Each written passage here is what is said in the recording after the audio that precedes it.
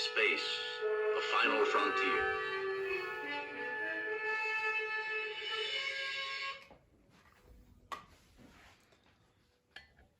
Hello, welcome back. Trekkie Dave here. So today I'm going to do the part 2 of The Last Jedi, and I got a lot of content to cover here. So let's start right away. So this is episode 31, part 2 of The Last Jedi. So I'll begin by just saying Broom Boy equals hope. Okay, so the first theme I want to cover off here, which is a major theme that Rian Johnson put in this film, is Luke's character arc. Okay? So Luke, being a hermit who withdrew himself from the conflict, was actually George Lucas's idea from his original storyboards for the sequel trilogy before he sold Star Wars to Disney. Okay. Pivotal moment in the film is the idea of Luke standing down the whole First Order with a laser sword. I love that line in the film where Mark Hamill delivers that laser sword. I think it's great. So basically what I see with Luke's arc in this film, and remember that this is a 75-year-old Luke. This is 50 years after Return of the Jedi. So I don't have a problem with the idea that Luke has changed in 50 years. Because we all change in 50 years. And where you are when you're 70, it's probably going to be a lot different from where you are when you're 21. Which was Luke's age in the original trilogy. So I don't have a problem with him changing, okay? So basically, at the beginning of The Last Jedi, Luke has removed himself from the conflict for a reason. In my opinion, he has found wisdom. First and foremost, Luke has separated himself from being the myth, from being the legend. So Yoda knows. So when Yoda appears in the film, which is a scene I just love, Yoda knows that Luke exiled himself to the island, not because he didn't care, but because he cared too much. And he can't so much that he can't bear the pain of knowing any of this was his fault. He has a feeling of guilt, of failure. Find redempt in his own personal legend within the Star Wars mythology. Glorious defiance of one man against impossible odds. He has made the difficult decision to fade away into obscurity, trying to end the ever-going cycle of conflict that is the Star Wars mythology. But Luke still has more to give in this fight. But after his advice from Yoda, Luke realizes his own legend. Be the legend the galaxy needs him to be in this moment in the Star Wars myth, okay?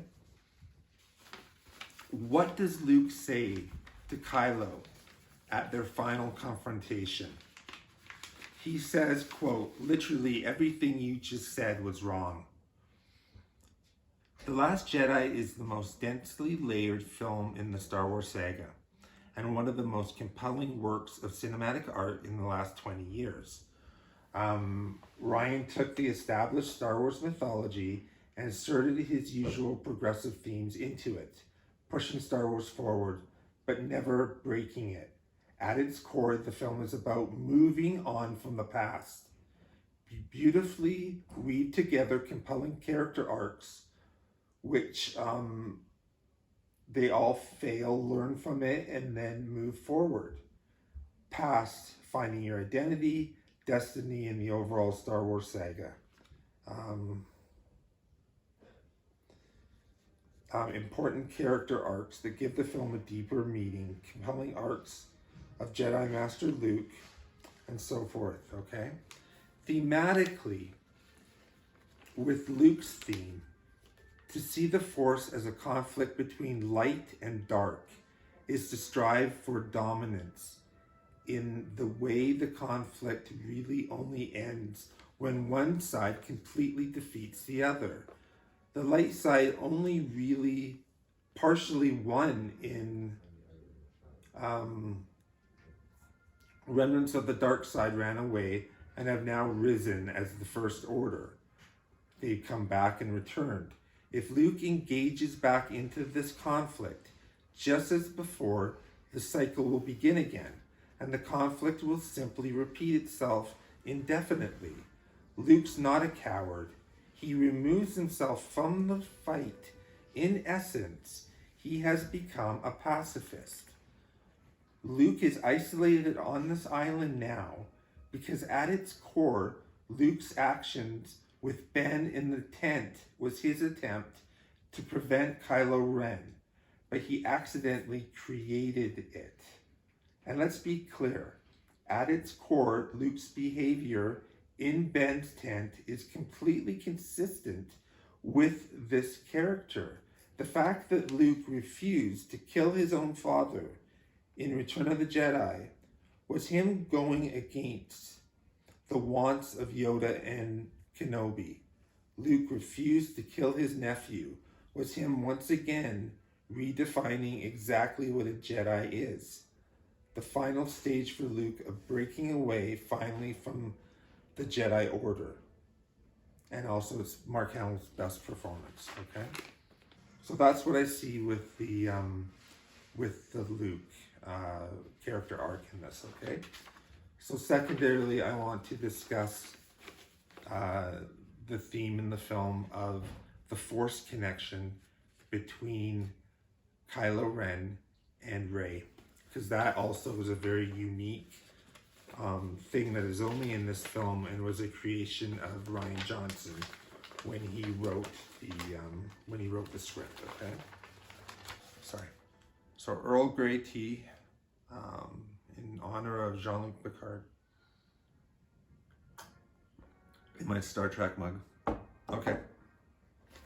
So what I see with this is Kylo had 3 father figures, and they all directly did something to drive him further into darkness. He was essentially abandoned by Han, betrayed by Luke, and abused by Snoke. The reason he holds Vader in such a grand, idealized light is because he's the only father figure that hasn't let him down. Also, Leia does hold responsibility for all of this also. It's clear she was afraid of Ben, and because of that, sent him away to go live with his weird monk uncle. The Ben tent scene is so devastating, not because Luke ignites his lightsaber at his nephew and believe down deep the worst about him, while the prequels thematically concerned themselves at their core is Anakin being slowly seduced by the dark side, while in the sequel trilogy, the films are thematically concerned with Kylo being slowly seduced by the light side. And this is where the sequel trilogy stands apart and separates itself thematically from the other trilogies and stands apart. Anyone that says the sequel trilogy just copied the other trilogies and didn't add anything deep or meaningful is wrong. At the deep thematic core of the sequel trilogy and The Last Jedi is the Force connection, both spiritually and emotionally, between the 2 main characters, Kylo Ren and Rey. Whereas in the prequel trilogy, in which Anakin's romantic love for Padme pushed him towards the dark side, Ben's connections and feelings towards Rey offers him an opportunity for redemption, which he tries to reject.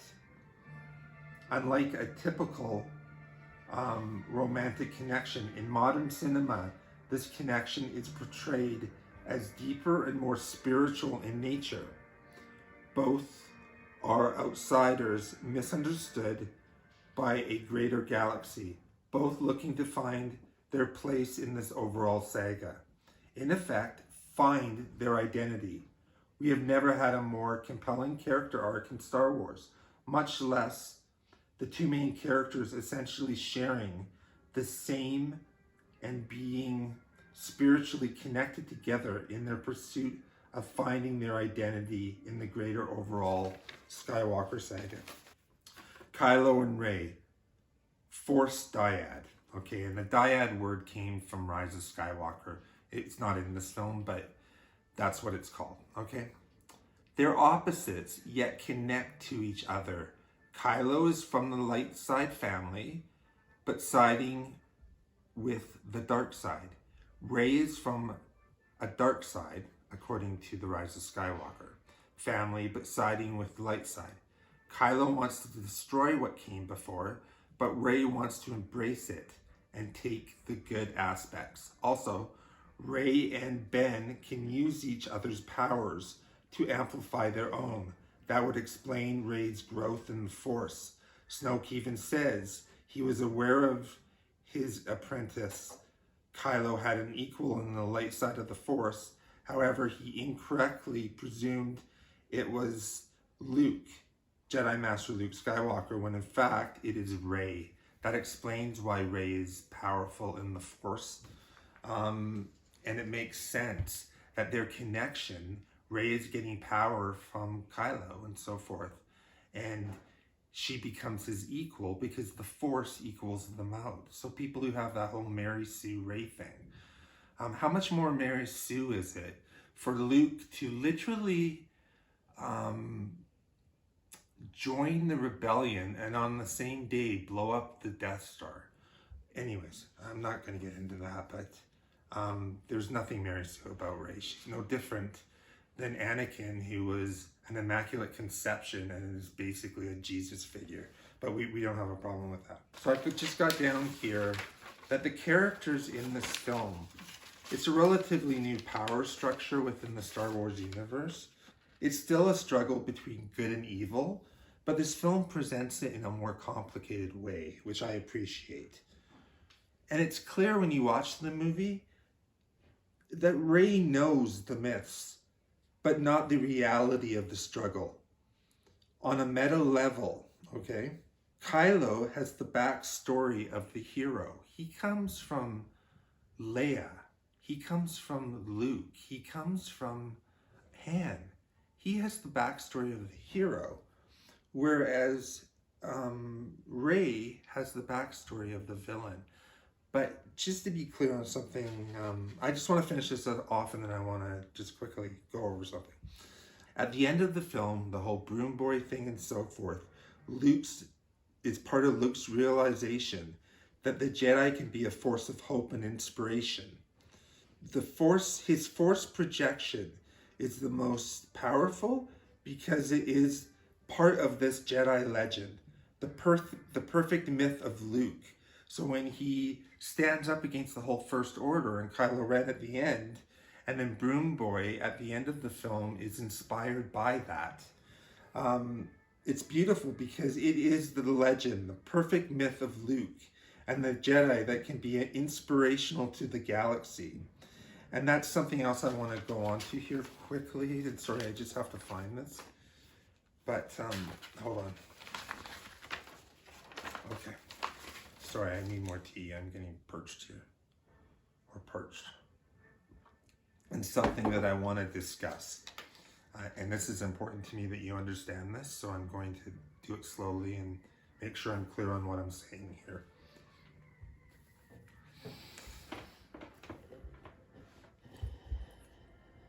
I see The Last Jedi. When I watch The Last Jedi and when I enjoy it the most, I enjoy it as a standalone film, not as part of the overall 9 Star Wars saga films, Skywalker saga films.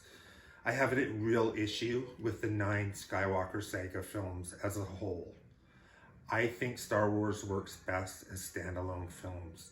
And to be honest, I think that was George Lucas's original intention. And then he got grandiose plans to do a kind of intergalactic family Godfather or something. And I'm not a big fan of the intergalactic Godfather family. I like them as standalone films. To me, The Empire Strikes Back as a standalone film is one of the greatest films ever made. And the changes that Lucas did to that film to make it fit within the Skywalker saga, I can't stand what do they call them? The special editions to any of the films. I think they're horrid. Same with the original. The original cut of Star Wars is a standalone film, and the stuff that Lucas did to change it was atrocious. And to be honest, the changes that J.J. Abrams did, or not changes, but what J.J. Abrams did to the storyline for Rise of Skywalker did a similar thing to me, or for me, to what Lucas did to Empire and A New Hope. Okay, so what I mean by that is thematically, I see The Last Jedi as a standalone film. So I accept that Rey is a nobody and not a Palpatine, because thematically, it ties the entire film together. The idea that anyone can use the Force, and it's a much stronger story across the board by having Rey as a nobody and not a Palpatine. And I'll just give you some examples of, so I've watched the entire Skywalker saga with my boys. And when I watch it from film to film, starting with The Phantom Menace and going to The Rise of Skywalker, I'm willing to accept the changes that Lucas made and that JJ made, because I think I understand why they made him. I think it works for the Skywalker saga, but it takes away from the individual films. So the Skywalker saga is not iconic as a whole. And what I mean by that is 100 years from now, no one is going to remember Attack of the Clones or The Phantom Menace or any of those lesser films. They're going to remember the original cut of Star Wars that came out in 1977. They're going to remember The Empire Strikes Back, and they're going to remember The Last Jedi as standalone films. It's like the Planet of the Apes saga from the 70s. The original Planet of the Apes with Charlton Heston is a classic. It is one of the deepest films I've ever seen, covering everything.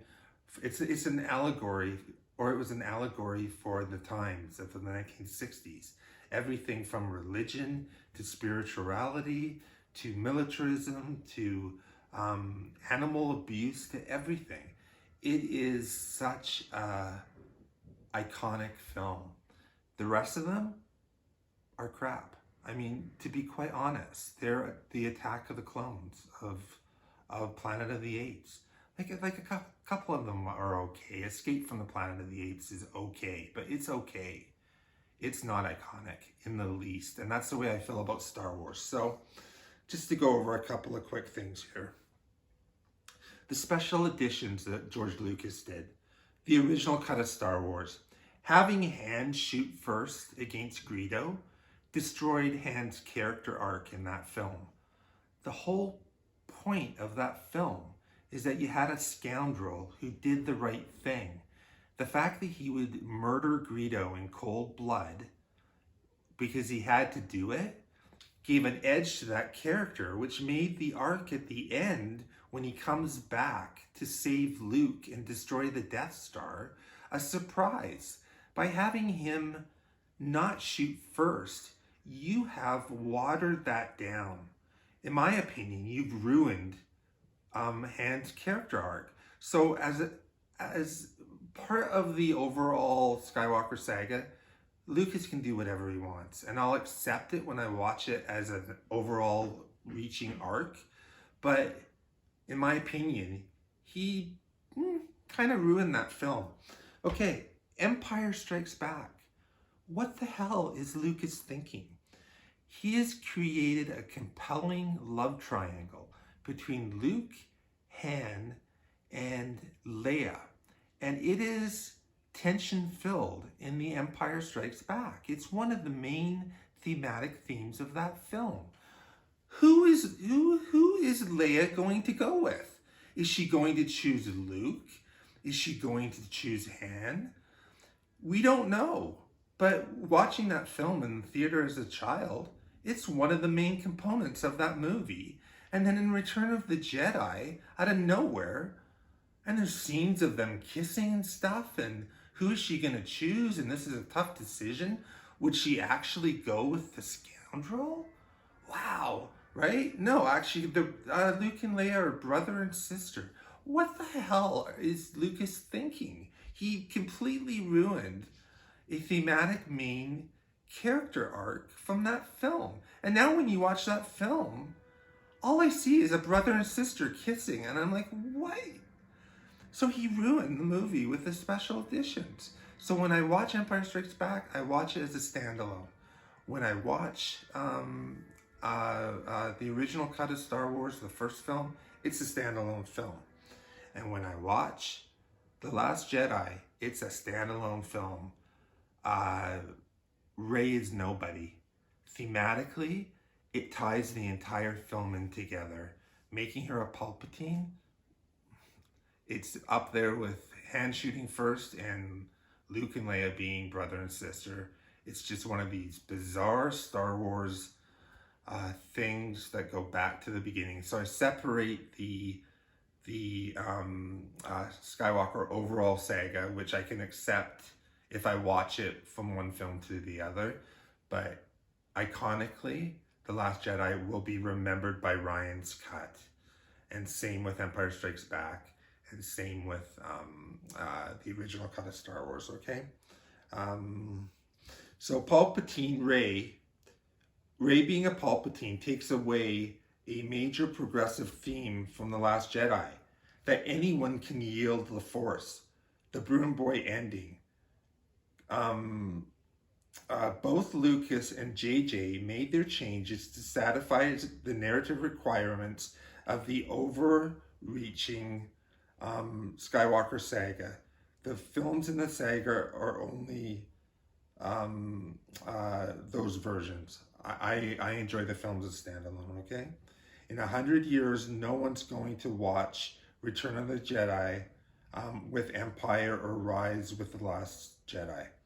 Last Jedi and Empire will be like the original Planet of the Apes. I already covered that. Iconic cinematic masterpieces. My preferred version of The Last Jedi does not include JJ's Rise of Skywalker. Okay? And then a couple of quick things I just wanted to cover off here.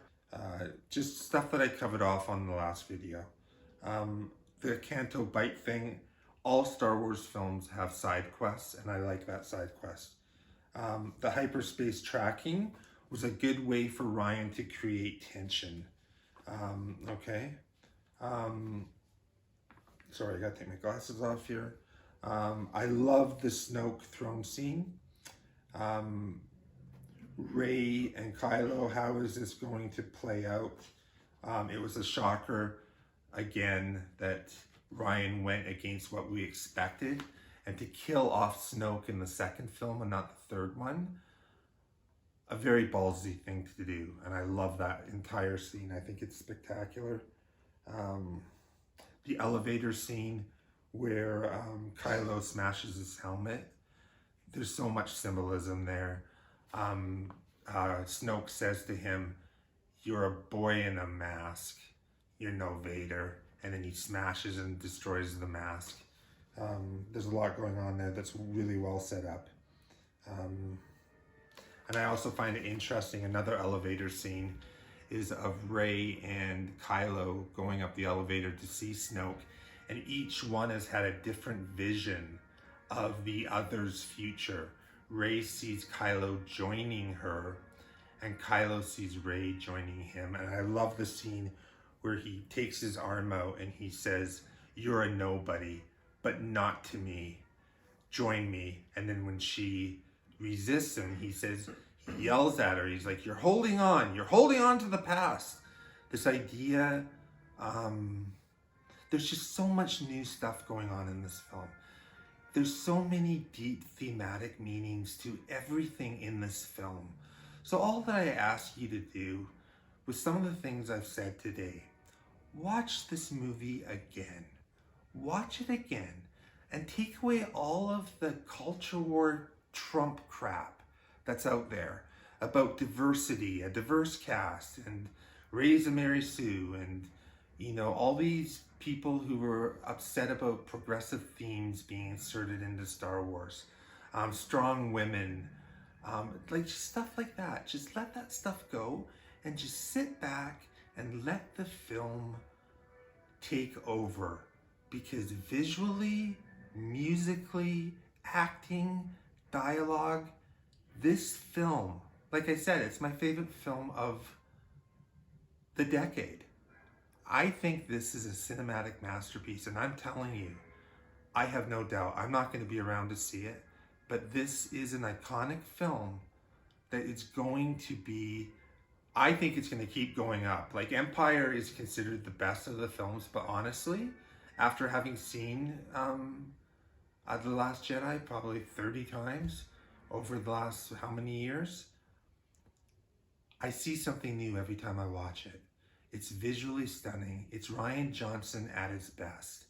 And the reason why, like I said before in the last video, that I love, like, Rian Johnson is my favorite director right now, my current favorite director, is because what I see from his work is an auteur filmmaker who has something to say. He has social commentary he wants to say. And I can't believe he got a chance to make a Star Wars film, because I think he made possibly the greatest Star Wars film ever. And it's a film that I'm going to cherish until the very end. Like, I love this film. I actually watched it last night again, 31st time. And I just absolutely love it.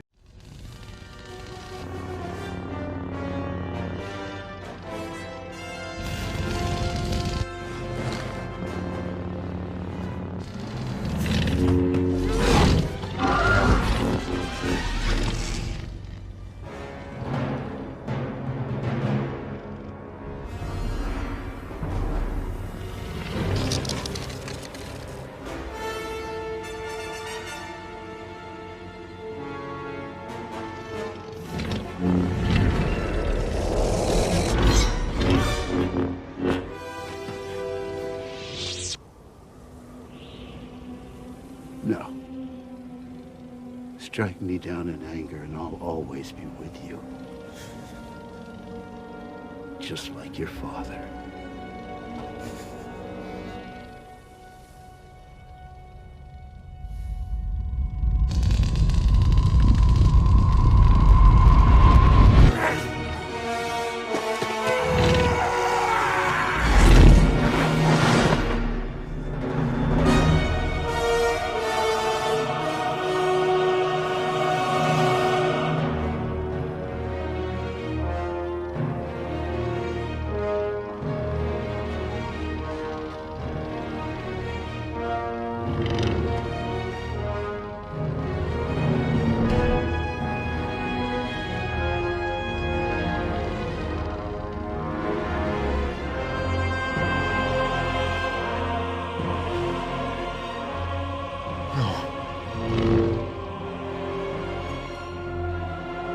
See you around, kid.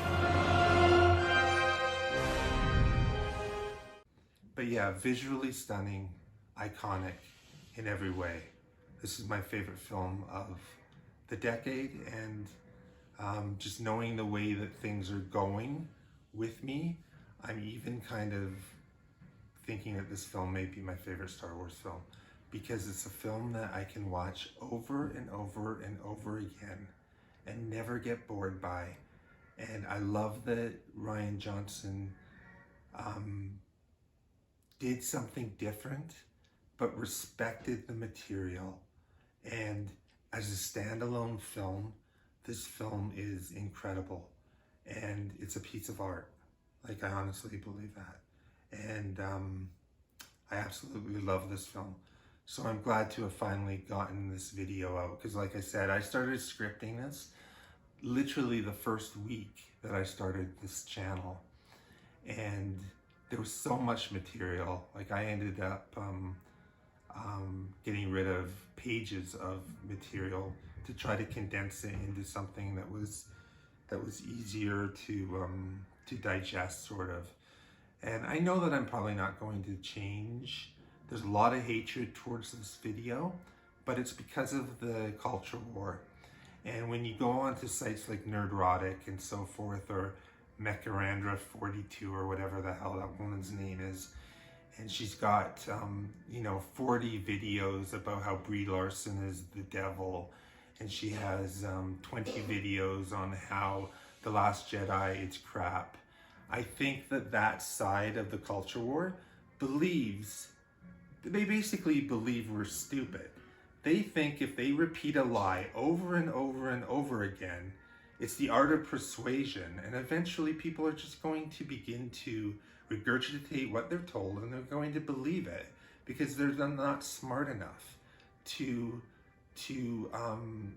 analyze things themselves and come up with their own opinions. That's what I think has been going on over this culture war. And I don't believe that. I think that you're smarter than that. So anyways, or at least people on my channel are smarter than that. Because I don't think I have too many Phantom Menace fans or Nazis on my channel. As subscribers, I hope. But anyways, so next time you watch this film, just watch it with an open mind. Look at how well it's paced and what Rian Johnson is trying to say. Because this is an amazing cinematic masterpiece and an iconic film. Okay, that's it from The Last Jedi. I hope you've enjoyed it, and this was episode number 31, and it's finally out there. So that's it. I hope I've covered everything off and everything makes sense. So Trekkie Dave signing off with The Last Jedi Part 2. God bless you, and I'll see you next time. Okay, thank you.